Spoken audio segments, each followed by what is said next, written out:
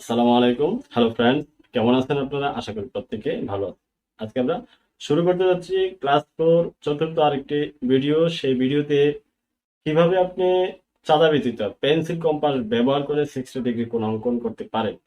ক্লাসফ্লো বিভিন্ন বিষয় জানতে হলে আপনাকে অবশ্যই এর আগের ভিডিওগুলো দেখতে হবে। সেই ভিডিওগুলো দেখতে হলে আপনাকে এই ভিডিও ডেসক্রিপশন বক্সে 3টি লিঙ্ক দেওয়া থাকবে। সেই 3টি লিঙ্ক ব্যবহার করে আপনি ক্লাসফ্লোর বিভিন্ন ধারণা নিতে পারেন। চলুন দেখি, আমরা চলে যাচ্ছি কম্পিউটার স্ক্রিনে।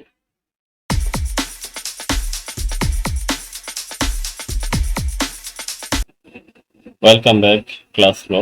আমরা ক্লাসফ্লোতে একটি 60 ডিগ্রি কোণ আঁকবো, যে কোণটি আঁকতে আমাদের চাঁদা ব্যবহার করব না। চাঁদা ব্যবহার না করে কিভাবে আমরা শিক্ষার্থীদেরকে 60 ডিগ্রি কোণ অঙ্কন করা শেখাতে পারি। আমরা ইচ্ছে করলে হোয়াইট বোর্ডে ব্যবহার করতে পারি, কিন্তু অনলাইনে যখন ক্লাস করব তখন আমরা কিন্তু হোয়াইট বোর্ডে দেখা থেকে একটু কষ্ট হবে, ব্যতিক্রম হয়ে যায়। সেই কারণে আমরা ক্লাসফ্লো সফটওয়্যারের মাধ্যমে আমরা কিভাবে 60 ডিগ্রি কোণ উৎপন্ন করতে পারি সেটা দেখাবো। প্রথমে আমরা একটি স্কেল বা রোলার নিয়ে নেই। রোলার নিয়ে একটি রেখা বা রশ্মি অঙ্কন করি। একটি রশ্মি অঙ্কন করলাম। আমি এই রোলারটা বন্ধ করে দিলাম। এখন দেখেন, আমি যদি একটি রশ্মি অঙ্কন করতে চাই, দেখেন আমরা কিভাবে রশ্মিটা অঙ্কন করতে পারি। এই যে এখানে ক্লিক করে, এই যে দেখেন আঁকা বাঁকা বিষয়টা আছে, সেটাকে আমরা ক্লিক করে দেখেন আমরা কি করতে পারি। এই যে দেখেন, এই এখানে এমন ভাবে দিবেন, যেহেতু এটা তো আঁকা বাঁকা হয়, এই কারণে একটু কষ্ট হবে দিতে। তারপরও বারবার চেষ্টার মাধ্যমে ভালো করতে পারবেন আশা করি। এখন আমরা কি করব, একটি প্রথমে কম্পাস নিয়ে নেব। কম্পাস নিয়ে দেখেন কম্পাসের যে অংশটা আছে, সেটা কম্পাসের অংশটা আমরা এই রেখার বা রশ্মির এক সাইডে, মানে রশ্মির এক প্রান্তে বসিয়ে দেব।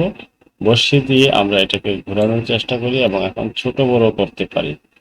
আমরা একেবারে ছোট করে নিলাম, যতটুকু ছোট করা যায় ততটুকু করে নিলাম। এখন দেখেন আমাদের যে মাপে রেখেছি সেই মাপে এখান থেকে এই যে পেন্সিল কম্পাসের মাথায় ধরে এবার যদি ড্র্যাগ করে দিই, একটি বৃত্তচাপ অঙ্কিত হয়ে যাবে।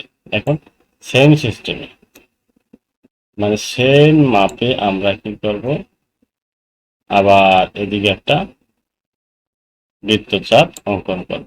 দেখুন এখানে একটা বৃত্তচাপ অঙ্কন করেছি। এই যে বৃত্তচাপ অঙ্কন করেছি, এখন দেখেন এটা কিন্তু 60 ডিগ্রি কোণ উৎপন্ন হয়ে গেছে। সেটা আমরা দেখব, প্রমাণ করে দেখব যে কিভাবে বুঝতে পারি আমরা এটা 60 ডিগ্রি কোণ উৎপন্ন হয়েছে। আমরা দেখার জন্য প্রথমে আমরা এই রেখাটা অঙ্কন করে নিই, এরপরে আমরা দেখব কিভাবে বুঝতে পারি যে এটা 60 ডিগ্রি কোণ উৎপন্ন হয়েছে। এই যে দেখেন, আমরা স্কেলটা একটু সুন্দর করে বসাতে হবে। দেখেন আমরা স্কেলটা একটু সুন্দর করে বসিয়ে দিই। বসিয়ে দিয়ে একটা রেখা টেনে, এবার দেখেন একটু পেন্সিল নিয়ে আসি। পেন্সিল নিয়ে এসে আমি যে কোনো একটি রেখা নিয়ে আমরা একটি, দেখেন এবার একটি রেখা টেনে দিই, হয়ে গেল 60 ডিগ্রি কোণ। এখন দেখেন এটা 60 ডিগ্রি কোণ হলো কিনা সেটা প্রমাণ করার জন্য আমি চাঁদা নিয়ে নিই। চাঁদা নেওয়ার পরে আমরা এটা বসিয়ে দেখব যে আসলে 60 ডিগ্রি কোণ উৎপন্ন হয়েছে কিনা। এই যে দেখেন, আমি এটা একটু বড় করে দিই। এটা যখন বড় করব তখন বুঝতে সুবিধা হবে। এই যে দেখেন আমরা চাঁদাটা বসিয়ে দিলাম, একেবারে এই কর্নারে বসিয়ে আমরা দেখে নিই যে আসলে আমাদের এটা 60 ডিগ্রি কোণ উৎপন্ন হয়েছে কিনা। দেখেন এই যে রেখা দিলাম, এখানে দেখেন 180 ডিগ্রি, 170 ডিগ্রি, মানে 10 degree, 20 degree, 30 degree, 40 degree, 50 degree, 60 degree. এই যে দেখেন এই রেখাটা, এই রেখাটা কিন্তু এক গড়, 2 গড়, 3 গড়, 4 গড়, 5 গড়, 6 গড়, এখানে কিন্তু 60 ডিগ্রি কোণ উৎপন্ন হয়েছে। তা আমরা চাঁদার মাধ্যমে প্রমাণ করতে পারলাম যে আসলে কিভাবে আমরা চাঁদা ব্যবহার না করে পেন্সিল কম্পাস দিয়ে 60 ডিগ্রি কোণ উৎপন্ন করতে পারি। সেটা আপনারা শিক্ষার্থীদেরকে ভালো করে বুঝিয়ে দিতে পারবেন।